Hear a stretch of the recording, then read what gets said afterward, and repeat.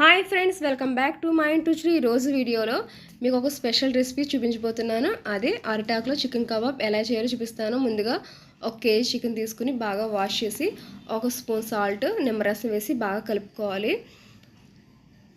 1 spoon అల్లం వెల్లుల్లి paste కూడా వేసి ముక్కలు బాగా పట్టించాలి. 1 స్పూన్ గసగసాలు, కొబ్బరి పేస్ట్ కూడా వేసుకుని బాగా కలపాలి. 1/2 spoon garam masala powder, 2 spoons కారం కూడా వేసి ఉప్పు కారం ముక్కలకు బాగా పట్టేలా కలపాలి. అప్పుడే చికెన్ ముక్కలు అనేవి చాలా జ్యూసీగా ఉంటాయి.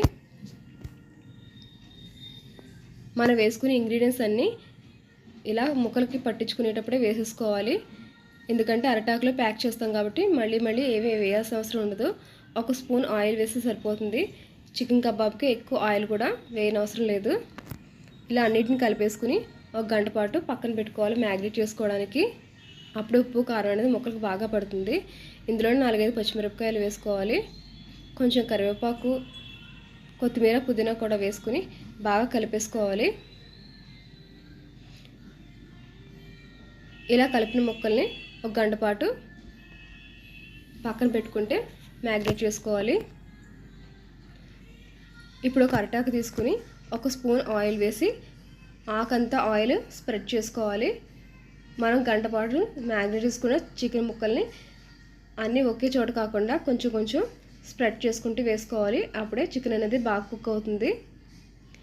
ఇలా అన్నీ స్ప్రెడ్ చేసుకున్నాక పైనుంచి వేరొక అరటాకు వేసుకుని ప్యాక్ చేసుకోవాలి. ఇలా అరటాకులో చికెన్ చేసుకోవడం వల్ల ఆ అరటాకు ఫ్లేవర్ అనేది ముక్కలకు బాగా పట్టి టేస్ట్ అయితే సూపర్ ఉంటుంది. ఇలా ఆకుని ఫోల్డ్ చేసుకుంటూ ఆ ఫోల్డింగ్ విడిపోకుండా ఒక తాడుని అయితే కట్టుకోవాలి. ఇలా పొట్టంలా కట్టుకుని తాడుతో బాగా టైట్గా కట్టుకుని ఈ ప్యాకెట్ని మనం రేకు మీద కాల్చుకోవాలి. ముందుగా ఒక రేకు కట్టెల పొయ్యి మీద పెట్టుకుని ఆయిల్ వేసి మనం కట్టుకున్న ఈ పొట్లాన్ని రేకు మీద పెట్టి కాల్చుకోవాలి. ఒక సైడు చికెన్ కుక్ అయిన తర్వాత టర్న్ చేసుకుని కొంచెం ఆయిల్ వేసుకుని వేరే సైడు చికెన్ని కుక్ చేసుకోవాలి. ఇలా కుక్ చేసుకుంటే చికెన్ అనేది చాలా బాగుంటుంది. మీకు కట్టెల పొయ్యి అందుబాటులో లేకపోతే మనం దోశ వేసుకుని ప్యాన్ మీద కూడా ఇలా పెట్టుకుని చేసుకోవచ్చు. ఈ చికెన్ చూసారా ఎక్కడ మాడకుండా చాలా జ్యూసీగా కుక్ అయింది. ఈ వీడియోకి మీకు నచ్చితే లైక్ చేయండి, కమెంట్ చేయండి, షేర్ చేయండి, సబ్స్క్రైబ్ టు మై ఇంటి రుచులు. లైక్ చేయడం మర్చిపోవద్దు. ఈ వీడియో కనుక నచ్చితే మీ ఫ్యామిలీ అండ్ ఫ్రెండ్స్కి షేర్ చేయండి. సబ్స్క్రైబ్ టు మై ఇంటి రుచులు.